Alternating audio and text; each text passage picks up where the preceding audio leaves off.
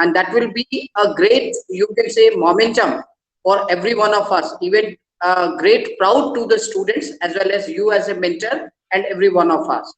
Now, the first thing I want to just communicate using this platform to all my dear student is, my dear student, please be quite prompt and active as far as this innovative council program is concerned, because this time students, it's not very easy to even to get 4-star or 5-star, because lot many colleges, new colleges have come up.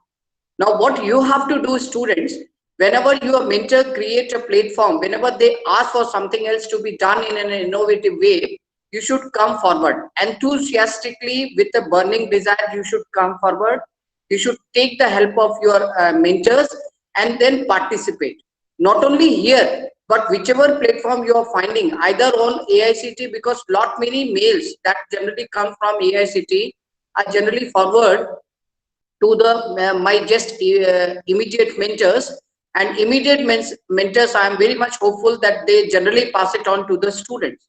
So what I am saying is, there are two ways to make our institution more proud, and you yourself also to be proud. First is AICT, whatever IIC cell innovative programs are there, you please do participate, and whatever the certificate you get it, you please submit it to Arindam sir. Now, second thing is, whatever the platform is being created by Arindam sir, you have to enthusiastically participate in that. Once you are participating, it will be a proud member to you also. And even I have said your mentor Arindam sir that whosoever will participate in the internal program also, I'm ready to give them the electronic e-certificate. I'm ready to give. So this will be a fortunate moment for every one of you, whosoever will join. And after attending this, suppose today is the 1 hour session, after attending 1 hour session and filling the feedback form, whosoever will attend, I'm ready to provide the certification, e-certification from our side, so that it will be an added advantage to every one of you if you write down in your biodata that in the student IIC cell chapter activity, have participated in this event, and AICT of course they provide the e-certificate. So this is a wonderful occasion, wonderful platform being created by your mentor and your subordinate team. Now, second thing, which is again very important, my dear students, because it is well said, whenever you check your limit, you succeed. And I've seen the potential of not only automobile student, but other department students also. I have requested Arindam sir that you should have a regular meeting of the coordinators, because in the first and the second meeting, we have said that we will be having the student coordinator and faculty coordinator from each department. Now, those student and faculty coordinator, they should join hands to bring the projects of interdisciplinary issues. They should come up with some problems of the society, and based upon the societal problems, like electronics may come along with the IoT with automobile people to find out the solution to anything else, like garbage monitoring system or anything else, whatever you get into your mind, you should come up with certain unique innovative ideas, because once you are coming with innovative idea, that will be well appreciated at the central level, and once it is being appreciated, we will get certain points based upon the innovative idea being submitted by you. Now, the second thing which I'm again emphasizing is interdisciplinary activities should come up, and the problems to the solution of the society should come up in a form of innovation. You should even focus that if you've got a fiction towards any problem, fiction means you don't have the right solution right now, but the fiction can be proposed, that your vision is very important than implementation. Because if you might be knowing the Arthur C. Clarke, like 200 years back, he said that 3 round bodies, if being placed globally at 120 degree, then they will be able to communicate. And later on, after 100 years of this fiction by Arthur C. Clarke, we have got the satellite communication system. You might be knowing that the 3 satellites which are round in movement, they can whole global world can be connected. See, the fiction was given to 100 years back, and after 100 years, that fiction become the reality. So this is the second point I want to emphasize. I won't be taking much of the time because your mentors have already prepared something else to be discussed with you. I congratulate Arindam sir as the president of IST and all teammates, all faculty and TA staff. It's not right time to spell every one of them. And of course, my budding technocrats and students who are always ready to help their mentors. Hats off to my dear students, lovely students, enthusiastic student and energetic student. I wish you all the best and good luck. And I'm sure this 1 hour session or 1.5 year say hour session will be a very useful one, and definitely will vibrate your mind to think and get more and more vision with a new and new innovative ideas. Thank you very much, Arindam sir, for providing me the opportunity to interact with you, your team, and lovely budding technocrats. Thank you all. Thank you, Principal Sir, for your kind-hearted speech. To initiate the program of this session, that is on National Innovation and Startup Policy, I would just like to introduce the basic things of this concept. The Ministry of Human Resource Development of Government of India and the All India Council of Technical Education has jointly proposed an idea, a framework to be mentioned, to increase the nature of entrepreneurship and the innovative ideas, and mostly to increase the number of inventions that can be done by our people, that is the citizen of India. So they have created a framework which is generally known by the name of National Innovation and Startup Policy. So there are some specific and quite informed. There are some views of these policies. So we have with us Mr. Tanmoy Kundu, who is the NISP coordinator of our college. He will be presenting you the details about this framework. So I would now request Mr. Tanmoy Kundu to kindly present his session on NISP. Tanmoy sir, are you there?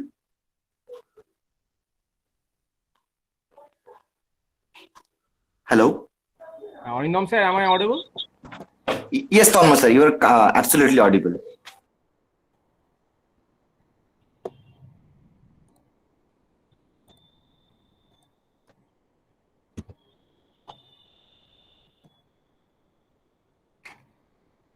Good evening, respected Principal Sir, respected HOD Arindam Sir, respected faculties, all staff members, and my dear students.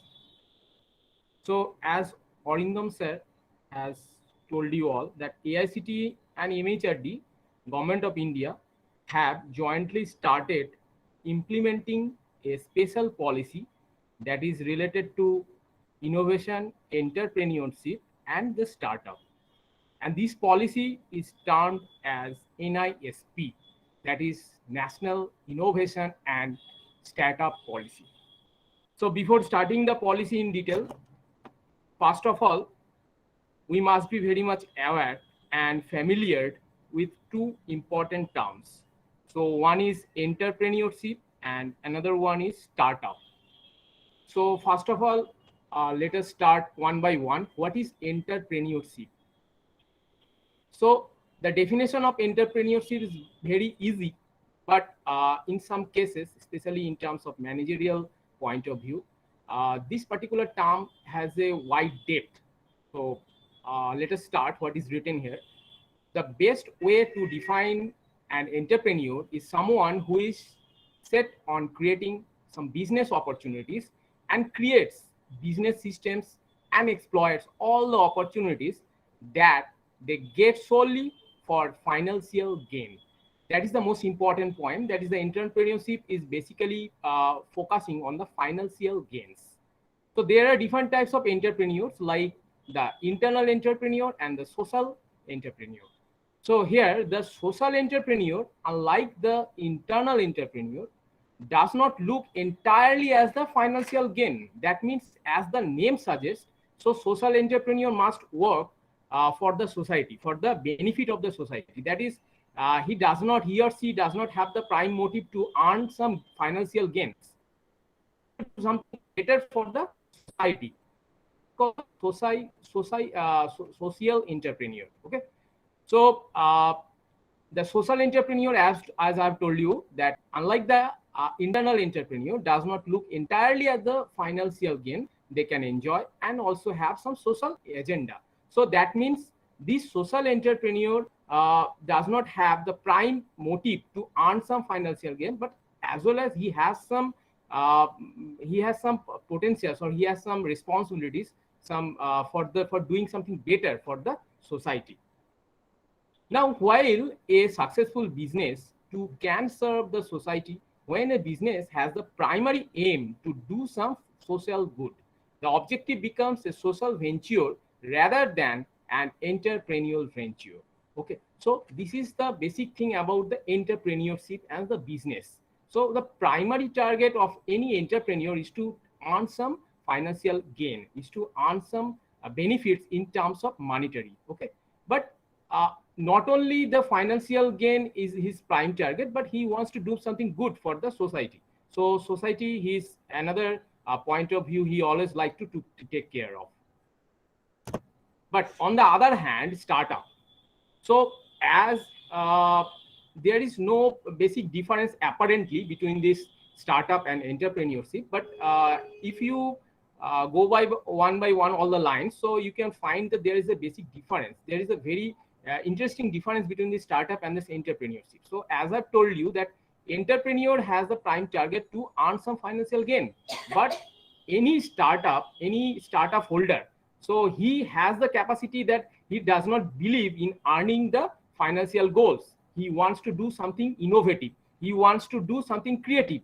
So any startup holder has the primary has its primary choice to gain some you can say that any idea or any something new that is beneficial for the society, for the country. Okay, so he has his prime potential in developing something new based on his creativity, based on his capacity or any innovative mind. Okay, so there are many different startups, and many of them are indeed entrepreneurs. So as such, you can find that these two terms are very much correlated, but this is absolutely apparent. Okay, so in terms of their goals, you can find the difference between the startup and the entrepreneur. So the goal is quite easy. The startup holder has the primary goal to build up something new based on his creativity or any innovative ideas. But as an entrepreneur, so any entrepreneur has the primary target to earn some financial goals rather than any innovation, rather than any other creativities. Okay, so the objective of the startup, however, set them apart from the entrepreneurs. They try to create something new and often give a business-like strategic shape to something that apparently does not seem to be an ideal idea for a business. Okay, so startup is, you can say the startup is not at all fulfilling the criteria to do some business, because in business what we see that the target of business is some profit, to gain some profit. But any startup holder, he does not believe in doing some business or any kind of financial gain. So he believes in some creativity or any activity that is promoted by some innovative ideas. So while the entrepreneurs always have a financial motive behind their goals, the startup are more innovative and the finance is not the ultimate agenda. So look at this point. So this point is very much important, and this is the key point by which we can say that this is the difference in between this startup and the entrepreneur. Okay, so this is the point we can just note it down, that while the entrepreneur always have the financial motive behind their goals, the startups are more innovative, more creative, and the finance is not the ultimate agenda. Okay, so they are more into inventions. They wish to make new things which are revolutionary and have a very idealistic motive in most situations. So that is the most important thing and interesting thing in the startup, that startup holder promotes a new something, it's something creative or something innovative, okay, something new, that may create some revolutionary action in the society, okay, and that is very much idealistic motive in most situations. However, encouraged appreciation from the society that this person is a holder, he must be recognized and acknowledged by everyone, not only from the society but also from the government end. Okay. Now we are going to cover some basic framework of the higher education institutions in India. So what is the background behind this? So the guiding framework have been developed by AICT and MHRD. So on the higher education institute. So in short, it is called HEI. So wherever this particular word HEI is termed, so just think about this. Consider this is a higher education institute, because it is not possible for me every time to pronounce the term higher education institutions. Okay, so in short, I can say it HEI. Okay, so let us go through the background first. Now, Indian higher education system is considered as one of the largest in the world in terms of number of higher education institutions, that is HEI, and stands among top 3 of largest startup ecosystem in the whole world. Now, in last 10 years, the Indian higher education system has grown up by 79%. So this point is very crucial, that Indian HEI system has been growing up 79%. But here we see the point is that the number of HEIs are growing day by day, but the innovative ideas, the institutions which are actually empowering on the innovations, this number is very less. And this is the very important fact in India, that although we have several HEI, the quantity of HEI in India nowadays is very large, but the number of institutions there which are actually promoting the innovations, the creativities, so this number is very less. And this is the point on which the government of India now targeting, that these such institutions which are actually promoting the innovations should be grown up, this number should be increased. Only then India will establish itself in the whole globe as a innovative country. Okay, so India's position in terms of the innovation will rise only when the number of institutions they are actually promoting the innovations will rise. Okay.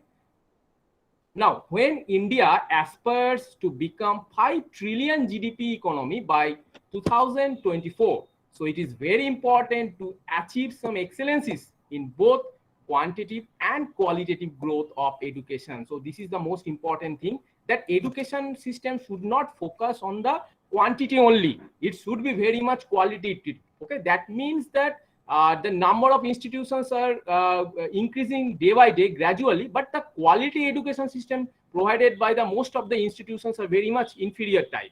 So the education system, the basic system on education in terms of quality and quantity should be properly balanced. So not only that, the quantity is gradually increasing, but on the other hand, the quality is gradually you can say deteriorating. So this is not at all expected, and this is nothing but this is at all creates some kind of problem in India's quality education system. Okay, so the quality and quantity in the HEI should be very much balanced, well balanced. Now, by making it globally relevant, competitive, and industry fit, while simultaneously focusing on the self-employment through the sheer emphasis on the innovation, skill, entrepreneurship among students and faculty. So ultimately what happened, when you are provided a quality education, when Indian education system becomes very much qualitative rather than quantitative, so what will happen, that the students, that the faculties who are actually involved in the education system, who are the actual pillar of the education system, so they will be promoted some innovation, skill, and entrepreneurship activity, and ultimately what will happen, the self-employment tendency will be growing up. Okay, so is very much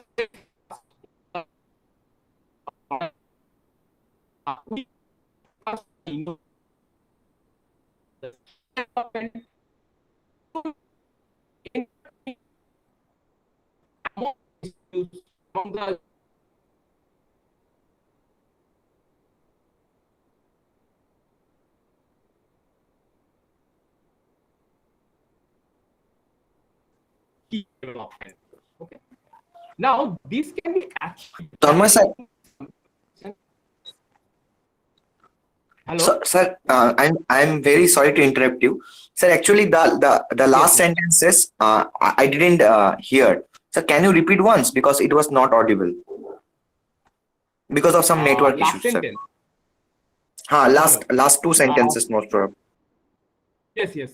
Starting from the second paragraph, as you see that in the PPT, that when India aspires to become 5 trillion GDP economy by 2024, so it is very important to achieve the excellencies in both qualitative and quantitative growth of the education system by making it globally relevant, competitive, and industry fit, while simultaneously focusing on the self-employment through sheer emphasis on the innovation, skill, and entrepreneurship among students and faculty. Actually, this sentence is very much highlighting, and it's a very key point, because Indian education system, previously it was that many institutes have the number of institutions which are actually providing some higher educations. So this number is now gradually increasing. But on the other hand, the quality of the education is gradually deteriorating.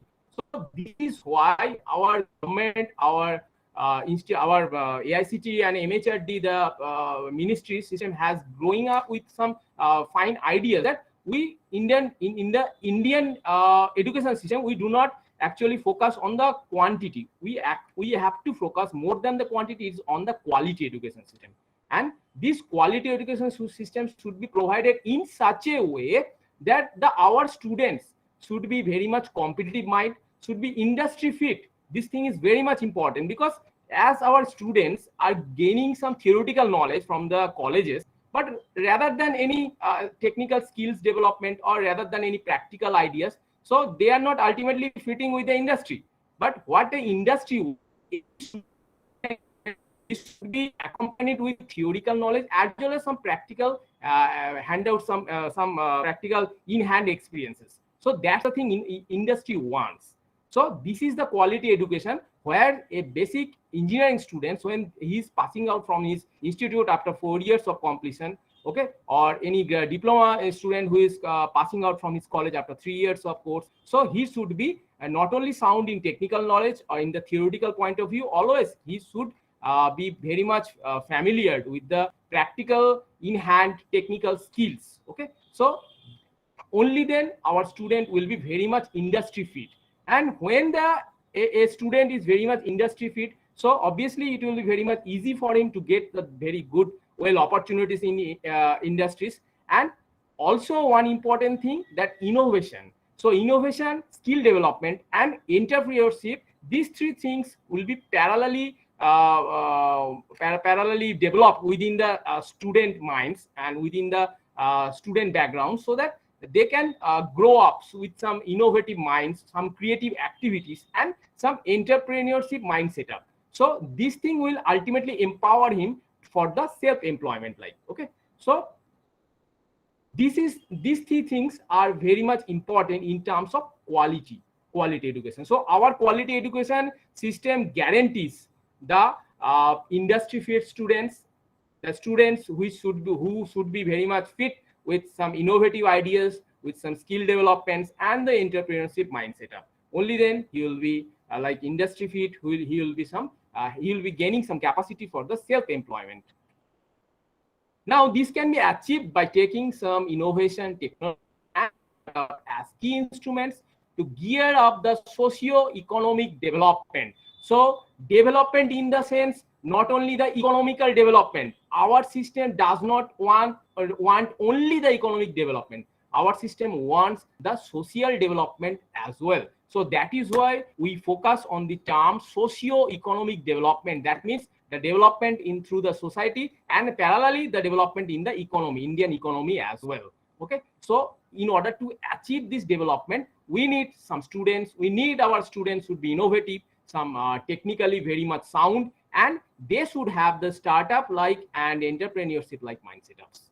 Okay, so these are all the key instruments, and on this particular key instruments, our government of India is promoting some policies. And basically NISP is coming out after you can say in the year in the 2019 with this some key instruments to be promoted, to be development with the within our students who are passing out from the technical institutes, and not only from the technical institutes, who are passing from non-technical institutes. Okay, so these particular HEIs, these particular HEIs are now coming under the same guidelines, same framework, so that the students gaining some benefits by applying their own thought, own ideas, own creativities, own innovative minds, or their own entrepreneurship mind setups to develop the Indian economy, and parallelly to develop the Indian societies. Okay.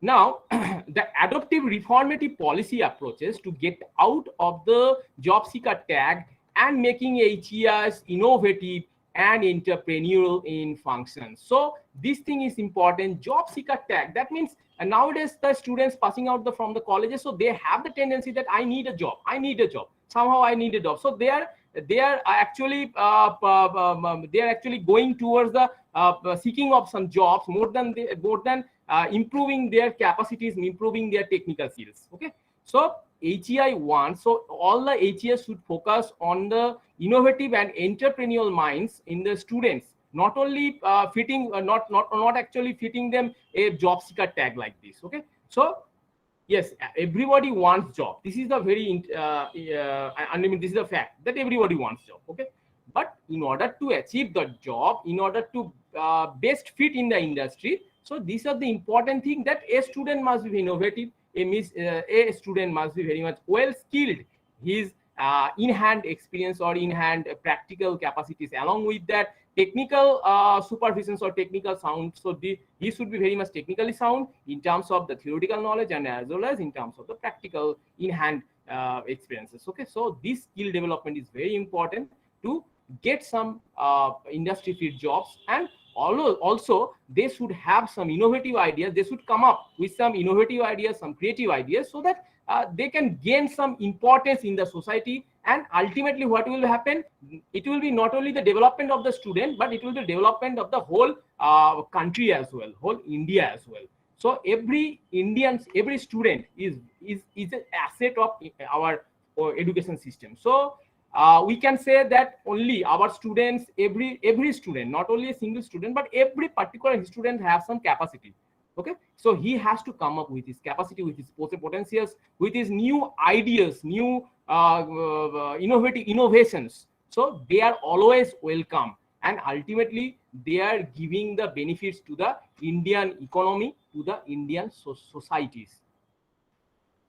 Now, this will certainly help to produce more innovators and entrepreneurs, further improving its positioning in global ranking for equality, for quality of higher education from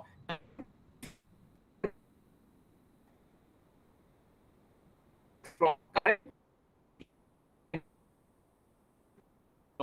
So this is to achieve. So in the global system, global innovation system, or global higher education systems, our position in the across the globe is quite you can say lagging behind. So this thing we have to achieve. We have to secure our position. You have to secure the positions of India at the very top level. That means among the top 30. So this is the target. This is the target of the government of India has taken up. So so whatever the idea the government has thought about, so we must have to you can say implement those ideas. Okay, so we must have to help our government to achieve that target. Now, so we have already covered the basic background. So now I should go for the introduction part. So entrepreneurship and startup policies play a very vital role in the economic and social development of a nation. So in fast development economies like India, so these policies are critical and very important for innovators, entrepreneurs, and startups in overcoming the barriers while trying to market their innovation and growth of startups from scratch to scale. Now, higher education institutes in general and technical institutes in particular play an imperative role in shaping the startup movement for a country like India, where the large section of young talents are in their academics. So this is the most important thing, especially the higher education system in which the engineering or technologies are actually taught. Okay, so particularly the technical institutes. So actually we are focusing on the technical institutes, but NISP is not at all for the technical institutes. They are actually not for the non-technical institutes as well. But in while improving the country's economy, so if you can focus on the technical institutes in particular, so these institutes can play imperative role in shaping the startup movements. Okay, so basically India wants an imperative role in shaping such a startup movement or some entrepreneurship movements. So for these things, our young talents, like students like you, so you have to come up with your own thought, own ideas, own innovation, your own entrepreneurship mind setups. Okay, so you are all welcome with your own ideas. Now, Ministry of Education and apex regulatory bodies such as University Grant Commission, that is UGC, and All India Council of Technical Education like AICTE, so together have designed a more inclusive version with detailed guideline on the National Innovation and Startup Policy 2019 for the students and faculty. That means NISP is not only for the students, NISP policy is valid as well as for the faculties as well. Okay, now for implementation and adoption in both technical and non-technical HEIs across the country. So that is the point, that NISP is not only applicable for the technical or engineering institute, so this is same applicable for the non-technical institutes as well. So the present policy is a way forward to the earlier versions of AICTE startup policy being implemented by the AICTE startup policy implementation committee. So this policy now, what is the policy guidelines? So that can be said is the it is a just recent version. Okay, so this policy was there for the last few years, but although this policy, the guidelines has been revised in the year 2019. Okay, so we'll basically focus on the revised guidelines only. Now, the present policy highlights various important and the practical aspects of promoting and supporting the innovation, technology, commercialization, and startup in academic setup. Now, come to the policy objective. That means why we want to adopt this policy, and why this policy is so much important, and why every technical, non-technical institutes that is coming under the concept of HEI should adopt that policy. Why this we are actually focusing on this particular policy. So this policy is very much crucial to you can say to develop the quality. Okay, so the National Innovation and Startup Policy is now to guide the promote the student-driven innovations and startups, and to engage the students and faculty in innovation and startup activities in campus. So this is the most important objective. This is the key objective of this policy, that more and more number of students should engage themselves in the innovative ideas, innovative activities, some startups, and you can say some entrepreneurship like activities in his own campus. Okay. Now, this policy aims at enabling the HEIs to build, to streamline and strengthen the innovation, entrepreneurial ecosystem in campus.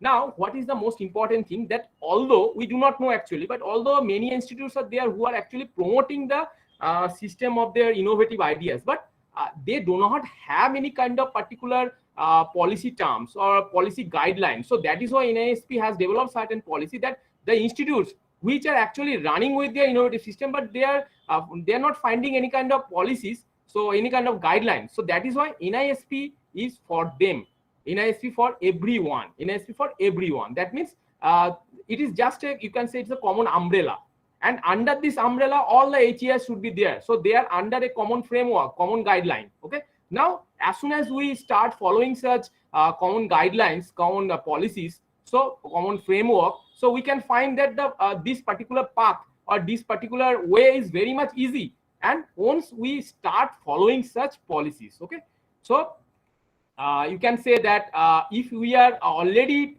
engaged, we have already engaged ourselves in different kinds of innovative ideas or innovative projects, but the guideline is promoted by the NISP. Okay, so we have to work under this NISP guideline, and we have to build up our own team. We have to build up our innovative projects, ideas, but everything will be as per NISP guideline. So you can say that if we follow this guideline, if you follow this policy terms, so what will happen? Ultimately, our target will be very much well achievable. Okay, our target will be very much easy to achieve.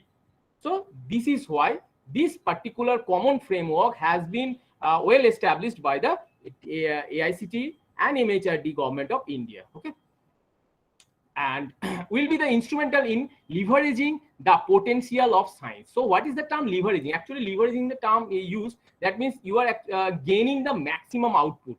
That means we have the potential of science, we have the capacity of science, we have the energy of science, we have the students, those who have the creative problem solving capacities and entrepreneurial mindsets. Okay, so ultimately their capacity should be taken up by us by complete coveraging. Okay, so leveraging means it is completely utilized. So the power of science, the power of students creative minds, so that should be completely utilized to develop our ecosystem, or you can say to develop our own socio-economical and the education system. So ultimately the development of socio-economic and development of the education system is our target. And for achieving this, the leveraging of the potential of science, that means proper utilization, the complete utilization of the power of science, student creative minds, students entrepreneurial minds, so those things will be completely utilized. Okay, and also we have to promote a strong intra and inter-institutional partnership. Intra and inter-institutional. So inter-institutional means like our institute, and if our institute has tied up with a different institutes, okay, so it will be a inter-institutional partnership.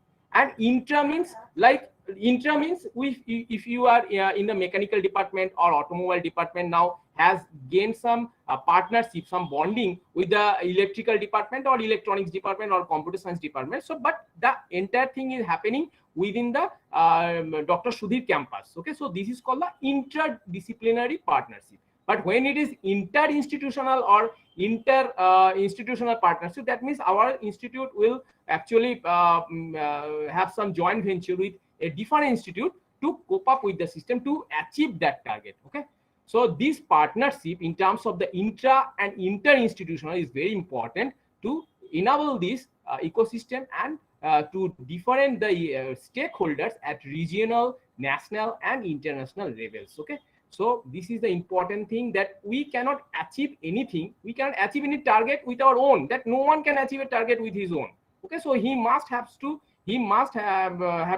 get some like accompany with another one. So we can say that NISP has told this policy guideline that any institute can make a tie-up with a different institute, or any particular department of a particular institute can make a tie-up with a different discipline or different department with the same institute. Okay, but not only that, an institute can also make a tie-up with some stakeholders of different regional, national and international level as well.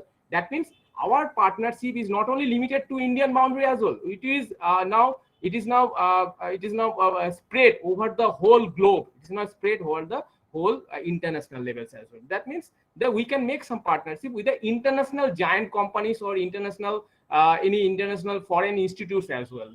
But ultimately, what we need the development of Indian society, development of Indian economy, and development of the Indian education policies, Indian education systems.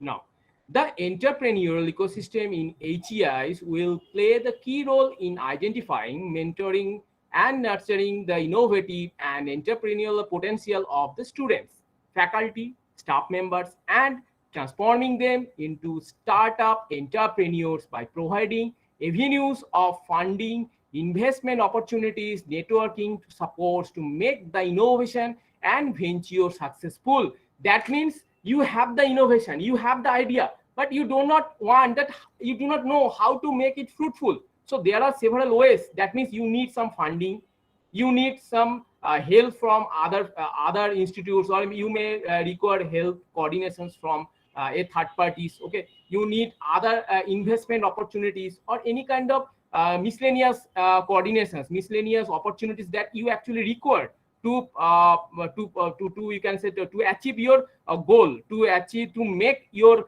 idea a fruitful one. Okay, so everything is quite a step by step way. That means you cannot achieve anything very easily, so you need help from in terms of help in terms of funding, like help in terms of coordination from others, help in terms of like other parameters, or you can say some infrastructure you actually want to achieve your goal, to make your idea fruitful. Okay, so these things are now under your policy objective, that this policy actually give you the guideline that how you can get the infrastructure provisions, how you can get some opportunities, or in terms of any fund provisions are already there or not. So everything will be covered under this policy guidelines. Okay,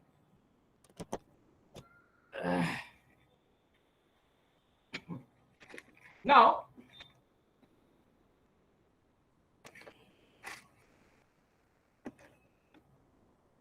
NISP was launched on 11th September 2019, targeting all HEI, that means higher education institute, including technical, non-technical institutes of national importance, central universities, IITs, NITs, and autonomous institutes.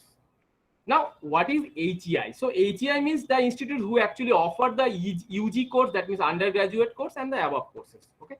Now in India, there are like 41,000 number of HEI. But however, that I have told you, we have the several number of HEI. But the number of institutes which empower the innovation, the institute which actually promote or empower the innovative ideas, so this number is very low. And here is our biggest problem. So if you want to become one of the leading innovator countries in the world, so all stakeholders involved in the ecosystem, like faculties, meaning who is the faculties, okay, now the students and HES, to come up with a great potential, with great opportunities. So this policy is the key instrument that describes how students and faculties can engage innovation and startup activities during their academic works. Okay, so this policy improves the students' problem-solving capacities and thus enhance the entrepreneurship mindset and promotes a strong inter-institutional partnership. Because the innovation and entrepreneurship can't happen in isolation. That means no one can do anything innovative idea, no one can bring any revolution like his own. So he has to achieve his capacity, he has to achieve his target, his goal, by taking help from other institutes, or he has to take from help coordination from other departments as well. Okay. So innovation and entrepreneurship, these two terms are not discipline specific. That means this innovation and entrepreneurship not a discipline like automobile specific, like mechanical or electrical specific. That means coordination from every discipline is very much essential. So that is why it is called that these two terms, like innovation and entrepreneurship, these two terms are not discipline specific. So it is not any sector specific, it is across the sector. That means it is very large domain. Okay, in this particular domain, all such departments, all such disciplines would come under the same umbrella. So it is interdisciplinary. We can say in the very short word, we can say that it is absolutely interdisciplinary. So that is why framework is developed to accommodate such diversification in disciplines. So how it can be fit with the technical, non-technical institutes. So that is the guideline promoted by the NISP. Okay. Now, this policy has some highlighting key features. So one by one, if you read, so first feature, you can say that creation of the innovation fund for supporting the innovative projects and startup by allocating minimum 1% of the institution total budget. Okay, although these things are not very much related to students, but as I'm giving you the detailed guideline of the policy, so I'm just touching all those points. Okay, so these are the key features. Only 4 features are there. So in order to have these 4 features completely accomplished, so we have several policies. Okay, we have several guidelines, or we have several frameworks. Okay, so first key feature, you see that creation of the innovation fund, so for supporting the innovative projects and the startup by allocating minimum 1% of the institute's total budget. Okay, so the policy recommends to create an innovation fund for supporting the innovative projects and startups, allocating minimum 1% of the institution total budget at the beginning of the year, so that if any request comes from the student or faculty to support the innovative project, so there should not be at all any scarcity of the fund. Okay, so that is why at the very beginning of the year, so 1% of the total institution budget should be allocated properly for the funding of the innovation fund. Okay, for the innovation fund.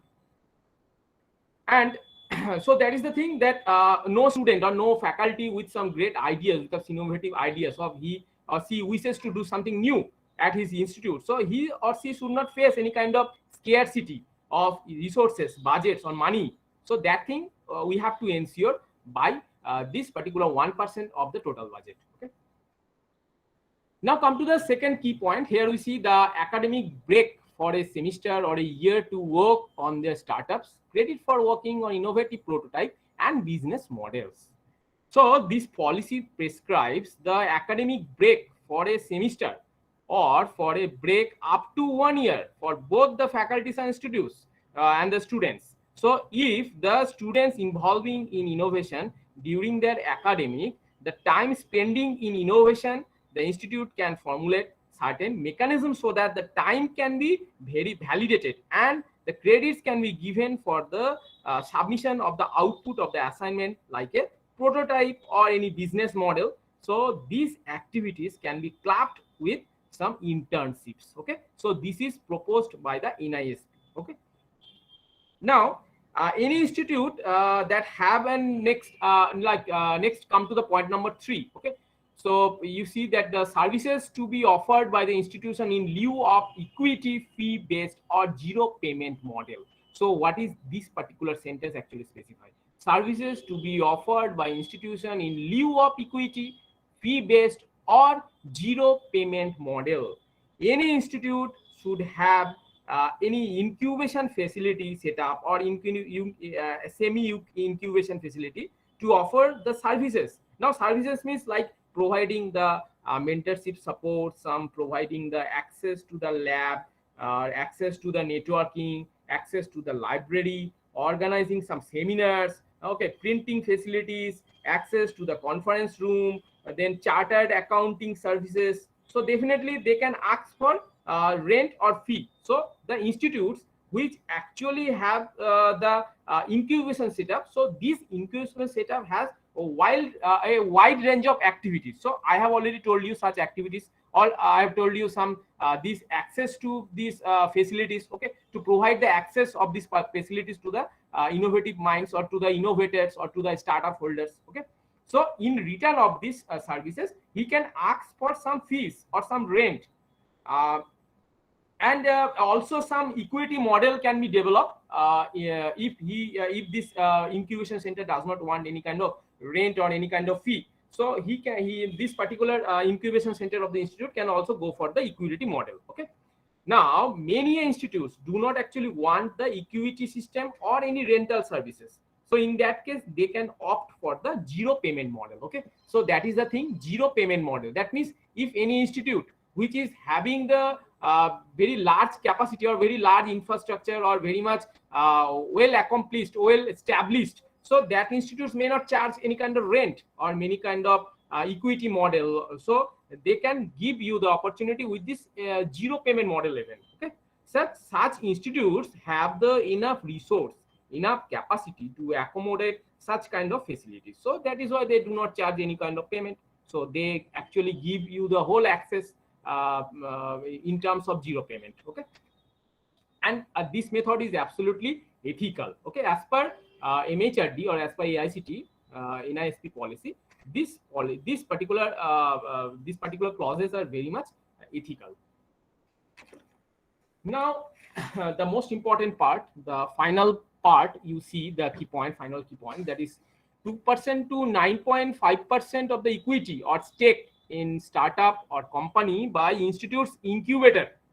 And secondly, the complete ownership of the IPR by the inventors in case of non-uses of the institute facilities or resources. So first, we should move one by one. First thing is that when an innovator comes to an incubation unit, so the incubation unit cannot ask more than the 9.5% of the total equity. That means if you have the innovative idea, okay, now you have got some you can say funding arrangement. Okay, so you have visited one incubation center. Now there is a guideline for the incubation center that this incubation center does not ask from this innovator more than 9.5% of the total budget. So he has been absolutely limited up to the 9.5% of the equity. Because what happened, if any incubation center asks for a huge amount of rent, then how can the innovator, a startup or any startup thing will grow further? Because if you see if any incubation center charges like 20% or 30%, so if the innovator has got the budget, has got the funding arrangement, but he has already spent this 20 to 30% in the incubation sale, so how can he progress further? So his idea will never be accomplished. So budget is very much constant here. Budget is very fundamental thing. Okay, and funding is very important. He has somehow managed to get the funding, but the incubation center asked him to pay the 30% or 40% like charges. So it is not at all recommended. So what is recommended? The institute's incubation cell can charge maximum 9.5% of the total equity and not more than that. The incubation unit should focus on providing the basic services to make the startup to grow, asking a very, very nominal percentage, and it should not cross more than 9.5%. So in this case, the institute incubation unit shall choose equity model to provide the services. If incubation unit choose zero payment model or rental model, then there is no need to take any equity model. So they have lot of you can say choices. So either any choice they can opt for. Okay. Now come to the second point. There is the complete ownership of the IPR. Now IPR means it is the intellectual property right. IPR means intellectual property right. Intellectual property means if you have the capacity to build up something new. So intellectual property that is guaranteed by the government policy, that he has the complete right. If you have developed something new or you have some creative mind, so your property or whatever the patent you have developed, that is completely protected. So this protection right has been given by the government. Okay, so this right has been there. Now if any student or any faculty is not using the institution resource on any facilities in a substantial way, then if a IP is generated, that means intellectual property is generated out of that institute, so that cannot claim, the institute cannot claim any ownership on that. Now only institute can claim ownership on that IP or intellectual property if any institute resources like a lab or workshop or other facilities have been substantially used. Okay, so this is the key thing. This is one of the very important thing. Okay. Now, so let us go one by one. Various kind of policies are there. Okay, NISP, as per the NISP policy, various guidelines are there. So almost total 10 or 11 guidelines are there. So one by one we should read out, and I hope that everybody will understand this particular guidelines, because it is written in very simple words. Okay. Now, first guideline is on the strategies and governance. Creation of different strategies and the different governance. So implementation of entrepreneurial through the mission statements. the entrepreneurial agenda of a senior person of the level of dean, maybe director or any equivalent, having the idea of industry and most important business. Okay? Then the resource mobilization plan will be there for supporting the pre-incubation or incubation infrastructure and facilities. Then allocation of budget, like 1% of the total annual budget. So that thing I have already told you that at the very beginning of the year, so 1% of the total annual budget of any institute should be allocated for the innovation fund. Okay, for supporting these entrepreneurial activities. Now fundraising through different agencies like DST, DBT, NRDC, MSMA, etc., and different non-government institutes. Now DST means it is Department of Science and Technologies. Okay, so they are always there to cooperate with you to have, if you face any kind of difficulties or any kind of funding problems, so they are always there. They are all the government institutes. Okay, Department of Science Technology, NRDC means is National Research Development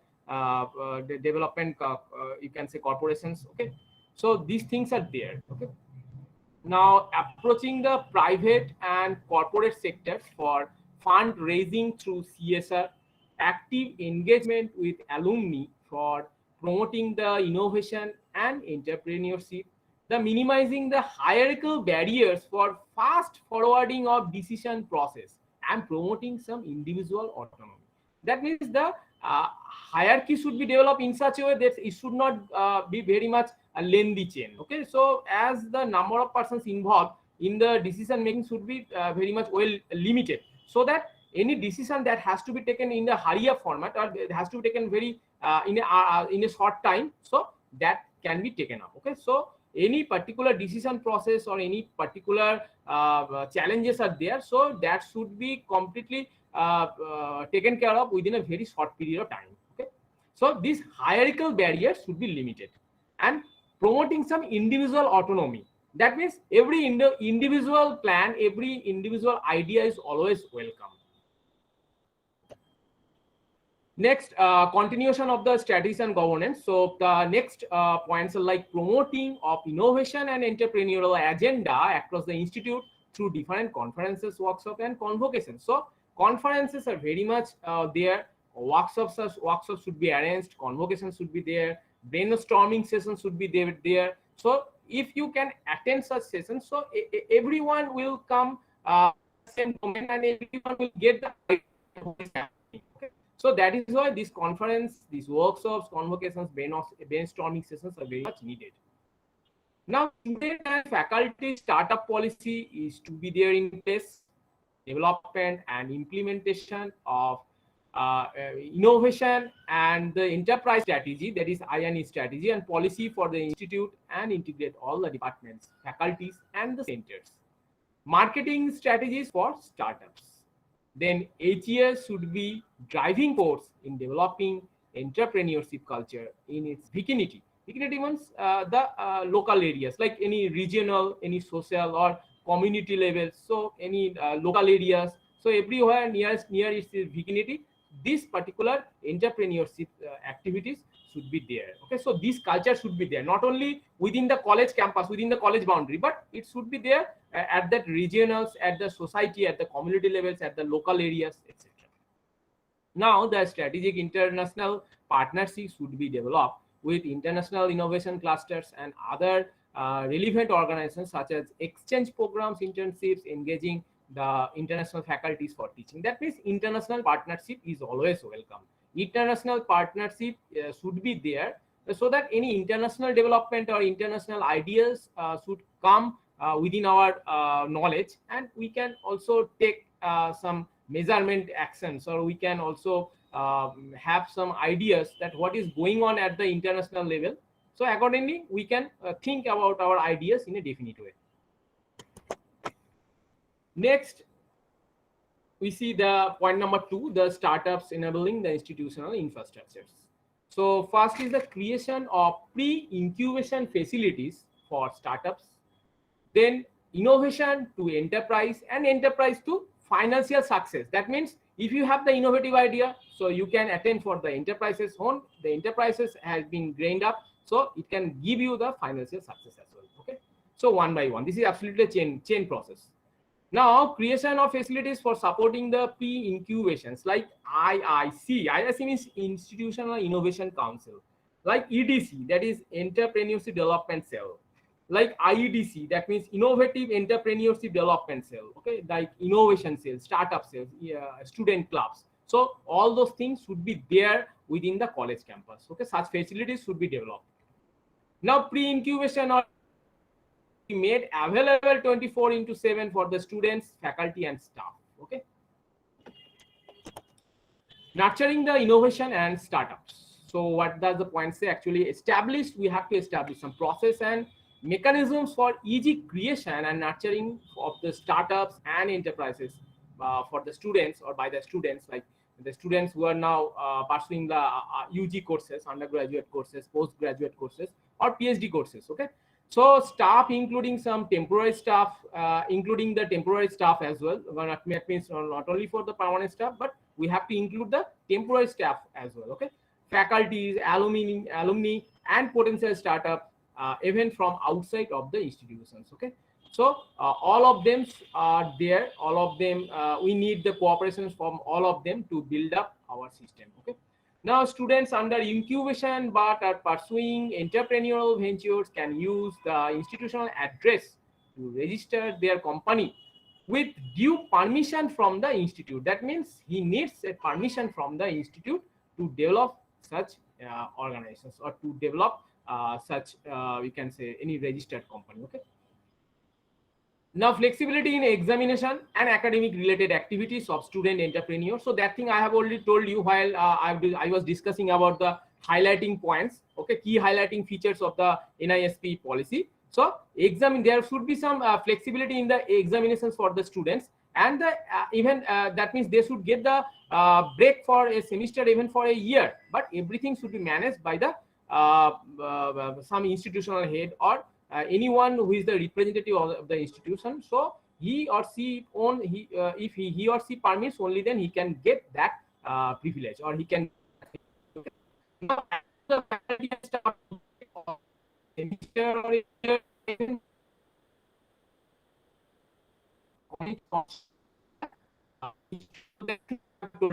so as like this thing here as like unpaid leave, like casual leave, earned leave for working on startup, and then they have to come back once their job is done or their project is done. Okay. Now start a part-time or full-time MS course or MBA course, PGDM course. Now these courses are basically on the targeting on the innovation, entrepreneurship, and venture development. Okay. So these courses could be arranged. These courses must be there. These courses can give some benefits to our students, where one can get the degree while incubating and nurturing a startup policies. Okay. Now this policy can take in a startup company as per the NISP guidelines. So that thing I have told you, that no incubation center shall charge more than 9.5% of its equity from the inventor. Okay. So that is the NISP guideline. That is the guideline proposed by NISP, that these particular charges should be limited from 2% to the 9.5% only. Next, point 3, that is to be continued, that is the nurturing innovation and startups. So some points are still left, like institute can extend the startup facility to alumni as well as potential outsiders. Okay. So our policies, our facilities should not be limited for our students only. That should go beyond our student, beyond our campus, like our alumni or any outsider can get such facilities. Okay. Now every faculty must encourage to at least one startup. So this point actually very much highlighted by the institutes, by the HES, that every faculty must indulge himself for promoting at least one startup. Okay. Now, product development, commercialization.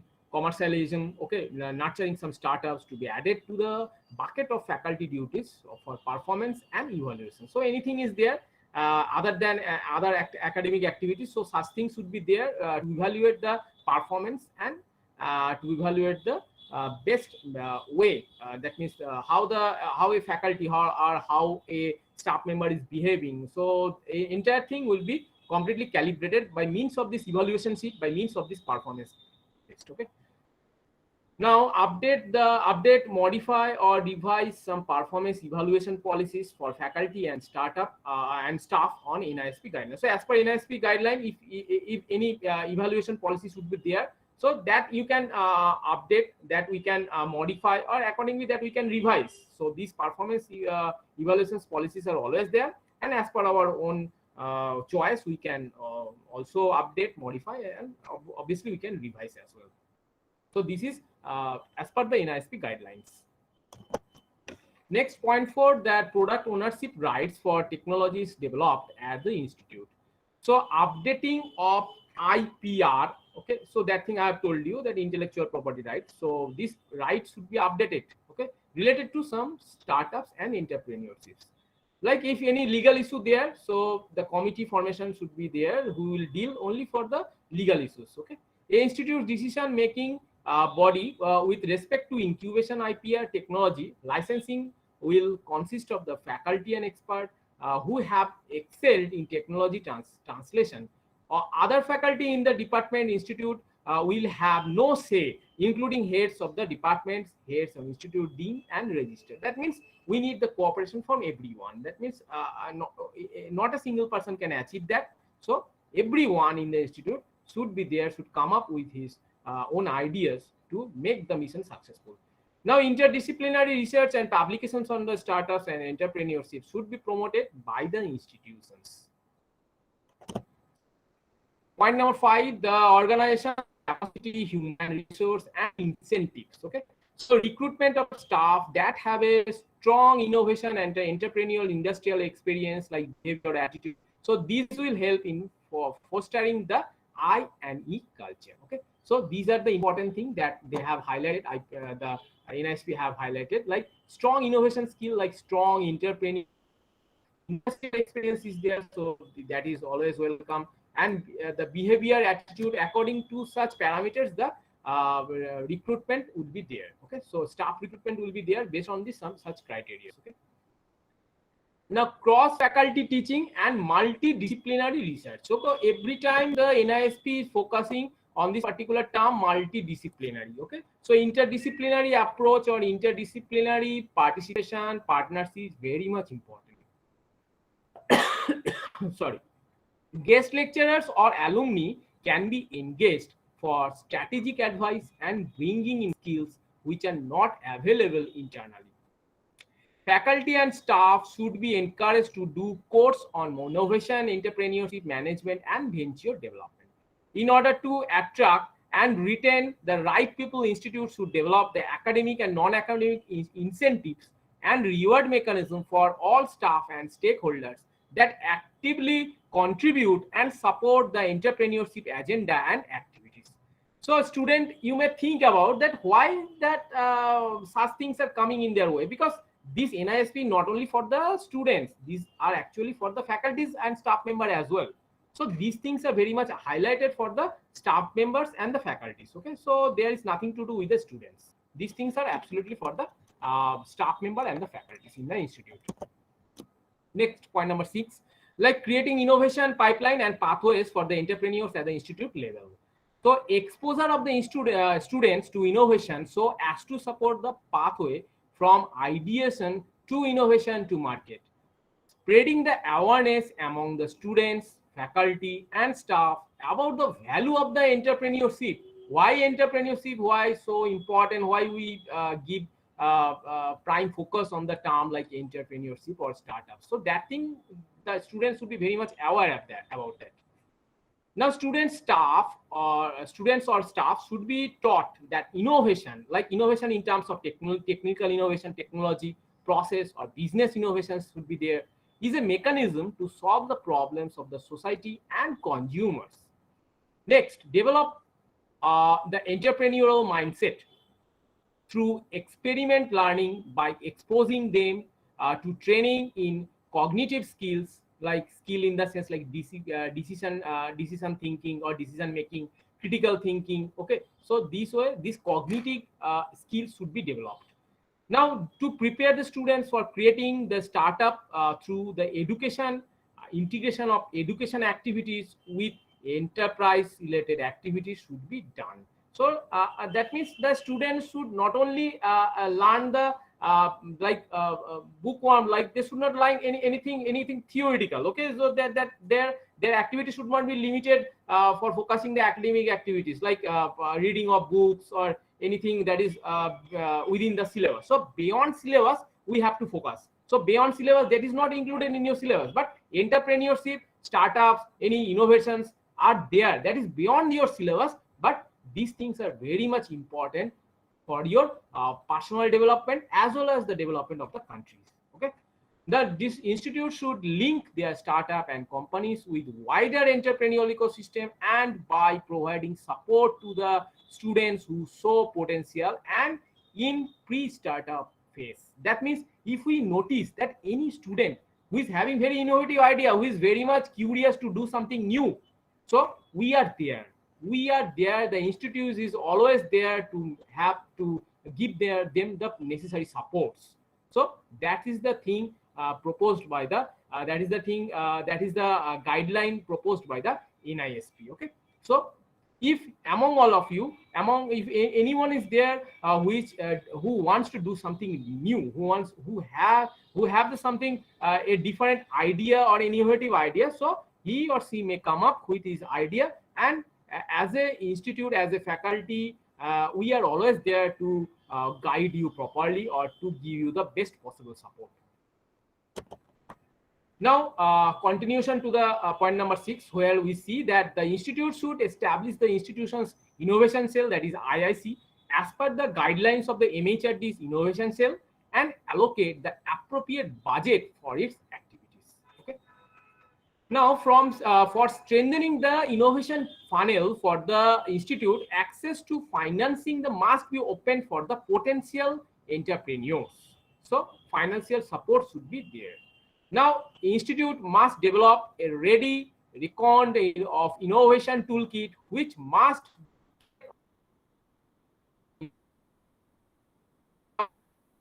enlisting the facilities available at the institute. So such things will be there in the college websites. Okay, that these facilities we have.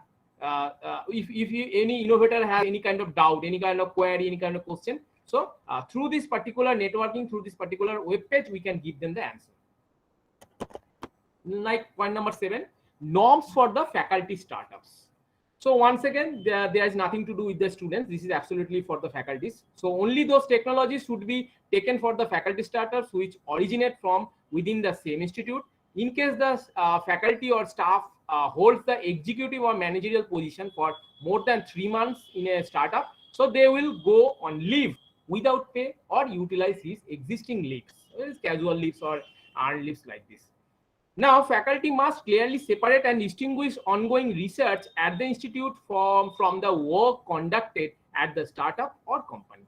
Faculty must not accept any gift from the startup. Faculty must not involve any research staff or other staff of institute in activities at the startup.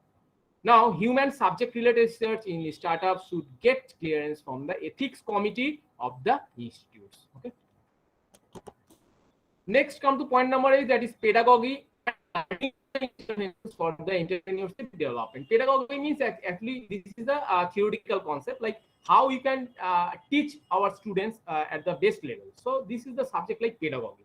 This is the curriculum for the teachers, that how a teacher can teach a students the best possible way. Okay. So student clubs, bodies, departments must be created. This is the most important thing. So we should have a proper student club. So that thing will be created for organizing the competitions, boot camps or workshops or awards. So we need some student representatives, so that the student club should be formed, and the help of the student club, with the help of the student club or the student bodies, so we can organize some competitions. Okay, different boot camps or different workshops, different convocations, different award ceremonies like this. Okay. Now, institute should start the annual innovation and entrepreneurship award. This is very important thing, that we should have a proper annual innovation and entrepreneurship award. Now, for creating awareness among the students, the teaching method should include case studies on the business failure and real life experience reports by the startups. Okay. Tolerating and encouraging failure. So if any student fails to achieve his target or to achieve the goal, so he or she must be encouraged from the faculty's end, from the staff end, okay, from the institute end, that he or she should have to tolerate the failure, that he has to accept that failure. If he or she accept the failure, only then he can progress further. Okay, so that thing should be that thing we have to encourage our students. Now, innovation champions should be nominated from within the student, within the faculty or staff for each department or any stream of the study. Now, entrepreneurship education should be imparted to students at curriculum, co-curricular, extracurricular level through elective, short-time or long-term courses on innovation, entrepreneurship, and venture development. So, this is related to the entrepreneurship education system. Okay. Now, pedagogy related changes need to be done to ensure that maximum number of student projects innovations are based around real life challenges. So this thing is very much focused that if you are doing some kind of project at your fourth year BTech level, so your project or your ideas would be there. Like if you are facing any kind of real life challenges, okay, if you are facing any kind of challenges in our society, challenges in our education system, or any kind of new things would be there. So we in our project, we have to focus on those particular points. So not only that, what is actually seen that students are actually doing their projects every year on the same topic or on the conventional mechanisms. So that thing not accepted. So they have to do their project with some innovative idea. That thing never happened before, or actually the world wants something different. World wants a particular movement on a particular topic. So our students should do work on the project on this particular topic only. Okay, so that is the real life challenges related topic. Next, collaboration, co-creation, business relationship, and the knowledge exchange. So institutes should find the potential partners, research organizations, micro, small, and medium-sized enterprises, that you know, that MSME. Okay, so social enterprises, schools, alumni, professional bodies, and entrepreneurs to support the entrepreneurship and co-design the program. Okay. So all those are always welcome. So these institutes, these organizations such as schools, alumni, everyone is welcome to make our target a successful one. Now, development of policy and guidelines for forming and managing the relationships with external stakeholders, including private industries. Now, knowledge exchange through collaboration and partnership should be made a part of institutional policy, and institutes must provide support mechanisms and guidance for creating, managing, and coordinating these relationships. So this is all about the relationship or partnership with the different institute, different organizations, different industries, or different international, national levels organizations. Okay, so this is this particular point number 9 is related to the partnerships or any dealings or any relationships. Now, in continuation to the point number 9, we see that through formal and informal mechanisms such as internship, teachings, and research exchange programs, clubs, social gatherings, etc., faculty, staff, and students of the institute should be given the opportunity to connect with their external environments. So this thing is very important, that students should not be involved only in academic activities. So they need such things. Okay, they need some anything beyond the academics. Okay, so that thing should be properly provided. Now, any single point of contact, that is called the SPOC mechanism, should be created in the institute for the students, for the faculties, collaborators, partners, and stakeholders to ensure access to the information. Now, mechanisms should be devised by the institutions to ensure the maximum exploitations of entrepreneurship opportunities with industrial and commercial collaborators. Development of innovation knowledge platform using in-house information and communication technology, that is called the ICT, Okay, so ICT capabilities should be there in the institute. For example, we see that learning management system. So this is under the ICT. Now, point number 10, we see that entrepreneurial impact assessment. So impact assessment of institutes' entrepreneurial initiatives such as pre-incubation, incubation, entrepreneurship educations, like monitoring and evaluation of knowledge initiatives.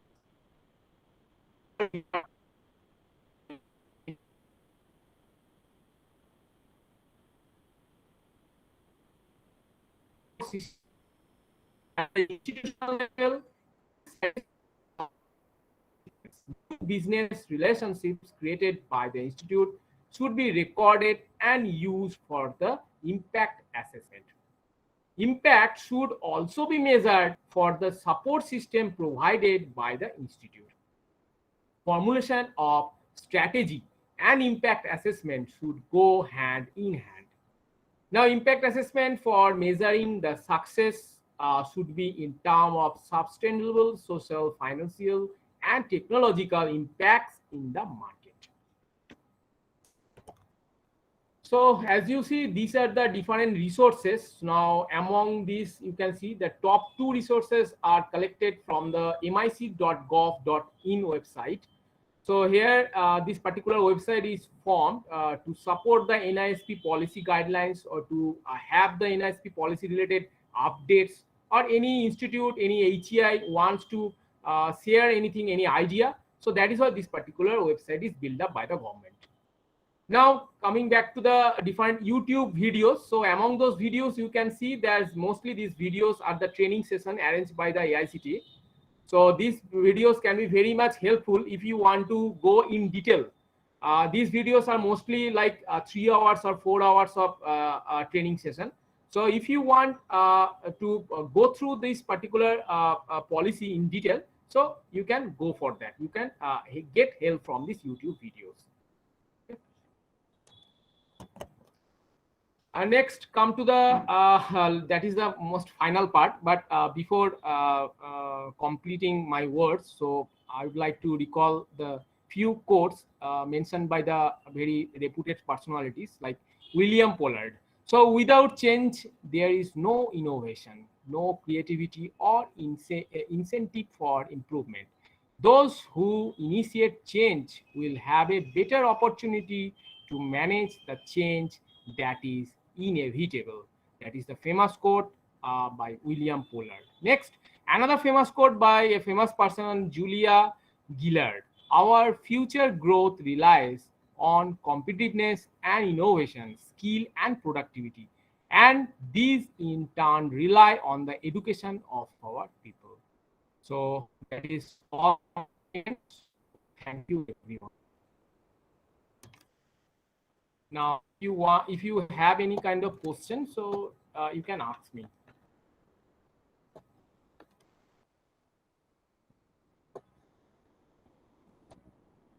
Any question?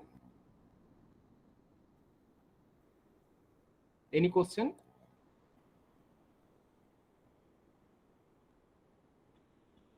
Arindam?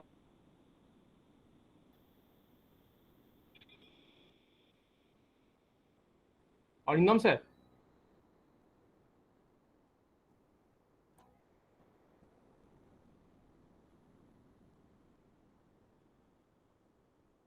Okay. So ultimately what I want to focus that this policy basically consists of different guidelines. So guidelines not only related to the students, but also for the faculties as well. So ultimately institute consists or institute are basically constructed on the pillar of faculties and the students. So students are the very much the first priority at, always. So this particular thing is developed to motivate our students, to encourage our students so that they can come up with their own ideas or own thoughts. So that thing I always want from our institute students, not only from the automobile department, but also from the mechanical, electrical, civil, electronics, computer science, every department. The coordination of every department is very much crucial. Okay. to make any target a successful one, to achieve any goal. Okay, so that is why we mainly focus on partnerships or interdisciplinary partnership, interdisciplinary courses. So these things are very much important. So that is why I would like to advise you that if you have students, anyone, if you have any kind of innovative idea, so you can come towards us, and you can, if any kind of help you want or any coordination you want, so we are always here. Okay.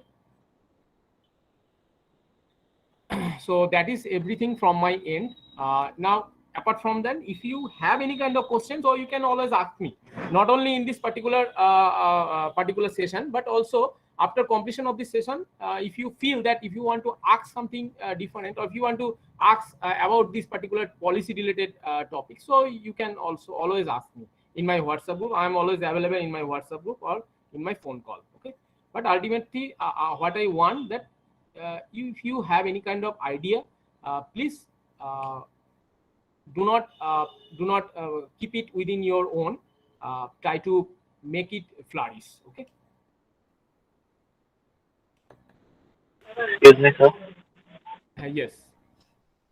So there was a guideline regarding leave for the students working on their startups. So what kind of students will this be like? In which year the students will be Yes, provided this leave? actually, in which semester or in which year the students will get the leave.